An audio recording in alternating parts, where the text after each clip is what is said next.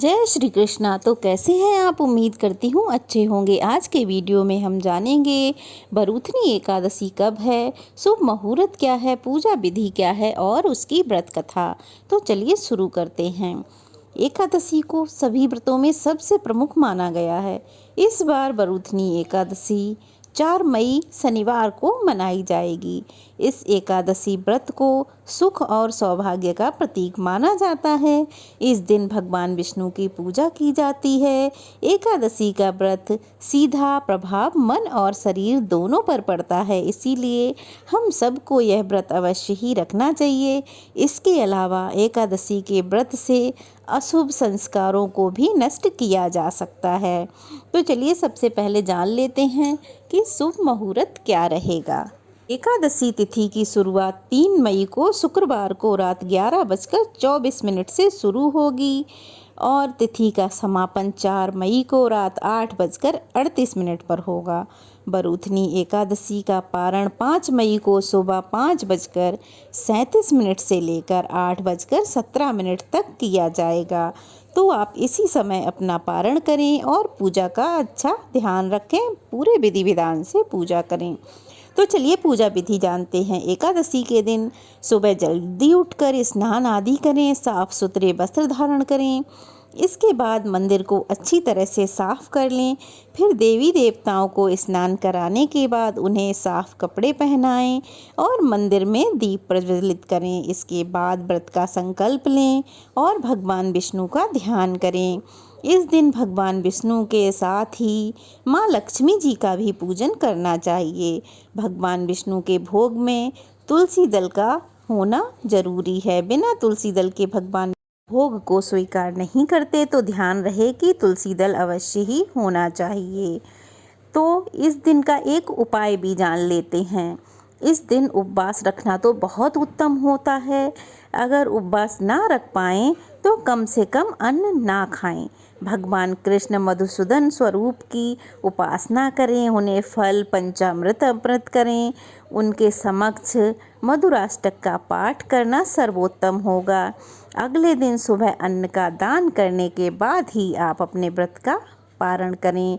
बरूथनी एकादशी पर प्रेम, आनंद और मंगल के लिए मधुराष्टक का पाठ करें।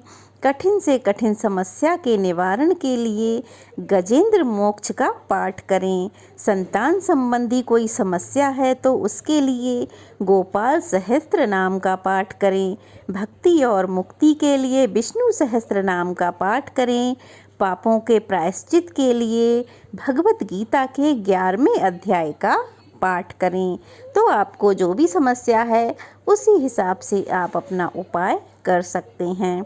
तो चलिए अब जान लेते हैं कि एकादशी की व्रत कथा क्या होगी। बड़े ही ध्यान से सुनिएगा और अगर नए हैं तो प्लीज़ चैनल को सब्सक्राइब कर लीजिए, वीडियो को लाइक और शेयर कर दीजिएगा और एक कमेंट अवश्य ही करिएगा। कमेंट में जय श्री कृष्णा लिखिएगा। तो चलिए कथा शुरू करते हैं।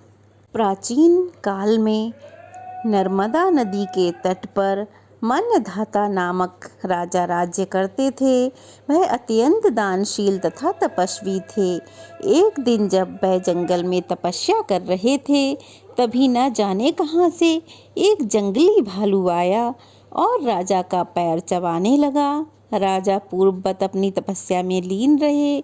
कुछ देर बाद पैर चबाते चबाते भालू राजा को घसीटकर पास के जंगल में ले गया। राजा बहुत घबराए, मगर तापस धर्म अनुकूल उन्हें क्रोध और हिंसा न करके भगवान विष्णु की प्रार्थना करते रहे।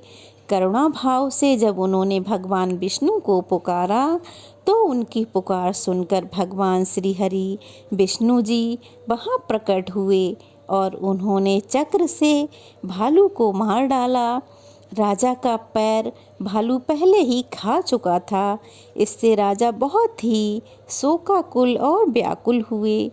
उन्हें दुखी देखकर भगवान कृष्ण बोले, हे वत्स, शोक मत करो, तुम मथुरा जाओ और बरूथनी एकादशी का व्रत रखकर मेरी वराह अवतार मूर्ति की पूजा करो।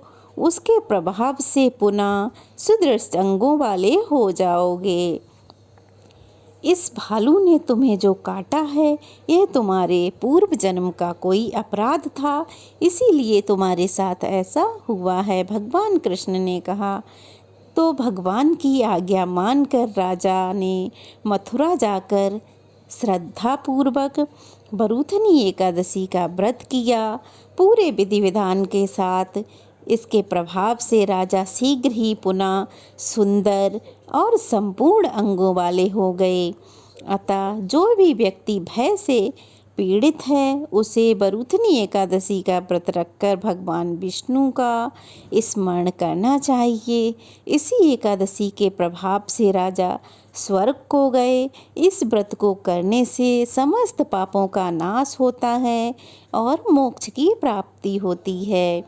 इस एकादशी के प्रभाव से राजा ने स्वर्ग की प्राप्ति की मान्यता है कि जो भी मनुष्य विधिवत इस एकादशी के व्रत को करता है उसको स्वर्ग लोक की प्राप्ति होती है। इसका फल गंगा के स्नान के फल से भी अधिक है। इस व्रत के महत्म्य को पढ़ने से 1000 गोदान का फल मिलता है। अतः मनुष्यों को धर्म कर्म करते हुए अपने जीवन को व्यतीत करना चाहिए और पाप कर्मों से दूर रहना चाहिए तथा मनुष्य को कभी भी डरना नहीं चाहिए।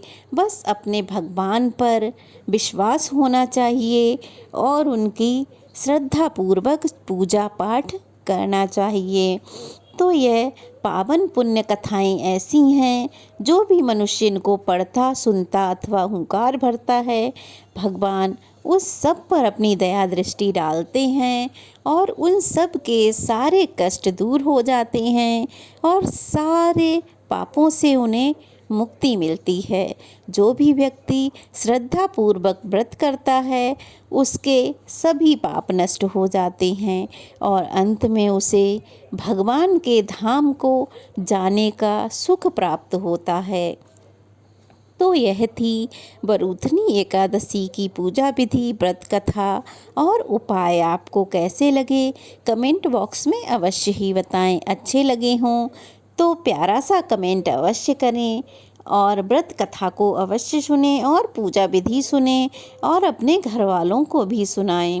आप व्रत ना भी रख पा रहे हो तो कोई बात नहीं, आप खाली कथा सुनेंगे उससे भी भगवान आपको अच्छा फल अवश्य ही देंगे। तो चलिए फिर मिलते हैं एक नई कथा के साथ। तब तक के लिए जय श्री कृष्णा। भगवान श्री कृष्ण हम सब पर अपनी कृपा बनाए रखें। तब तक के लिए राधे राधे।